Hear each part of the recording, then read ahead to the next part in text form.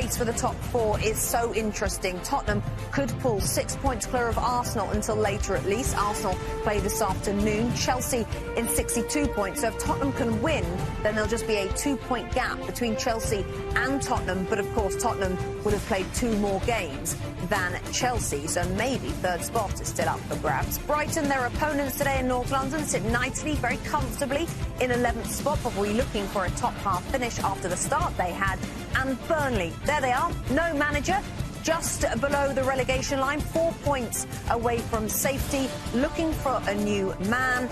Sean Dyche, no longer the Burnley manager. The news is still, you have to say, quite shocking, because this is what he's done at the club. They were in the Championship when he came in, got them promoted. Yes, they were relegated straight away, but he brought them back. They won the Championship 2015-16. Since then, they've been stayers in the Premier League, including a little adventure into Europe in 2017-18 when they finished 7th. They went into the Europa League. But what a good job with such a tiny budget that Sean Dyche has done. Not even a year ago, he was apparently given a job for life. Not anymore. Robbie Mustoe, Robbie Earle, Rebecca Lowe, nothing surprises us anymore in this game that we love. In Sean Dyche, you trusted, Robbie, for nearly a decade. They no longer trust him. Give me your reaction. We trusted past tense, Rebecca. The Ginger Mourinho is no more.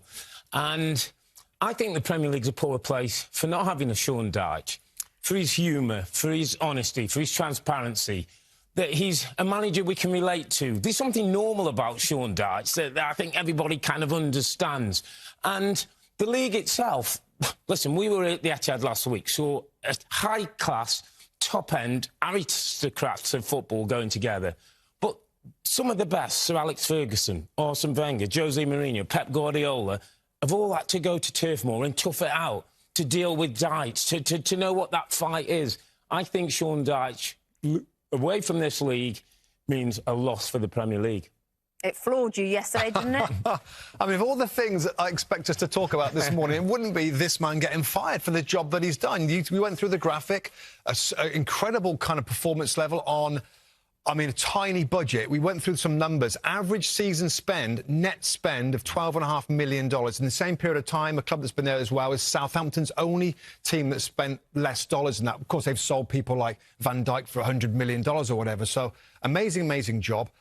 Blind panic.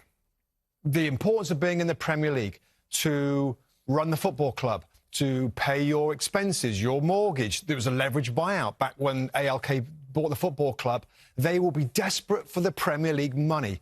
Big question for me is, why now? Why Friday morning? Why not Monday after the defeat in the last game and give somebody else a bit more time to work with the players ready for this game? Why do you think? Well, it would smack to me as if there's been a big bust-up at the club. A big bust-up. Because if that result against Norwich, you lose, wow. If you're going to do the panic, you're going to try and get somebody in straight away, because when there's 8 games left, West Ham United tomorrow is one of those 8. That's kind of important. And you're going to have an assistant or an academy coach who's going to be running the club. So shocked and surprised that this has been done. And also thinking a little bit in the future.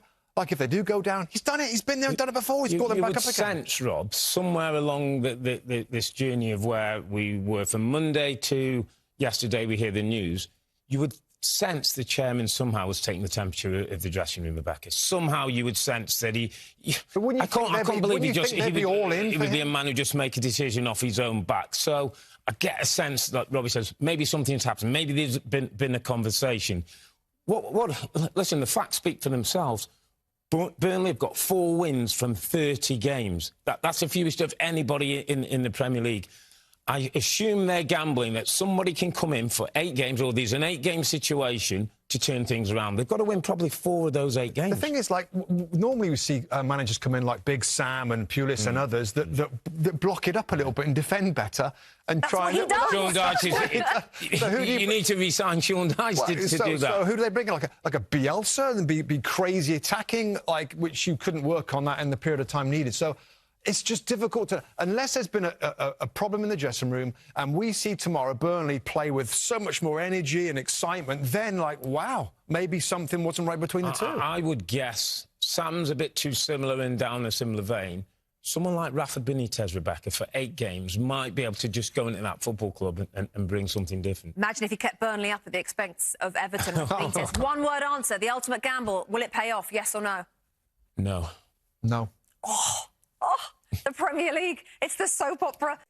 Hi there, I'm Rebecca Lowe, studio host for NBC's coverage of the Premier League. Don't forget to hit subscribe to watch highlights all season long, and be sure to tune in for Premier League mornings every weekend at 7 a.m. Eastern. And for even more content, head over to Peacock, where we've got live games, original series and a dedicated round-the-clock Premier League channel featuring studio shows, classic matches and much more.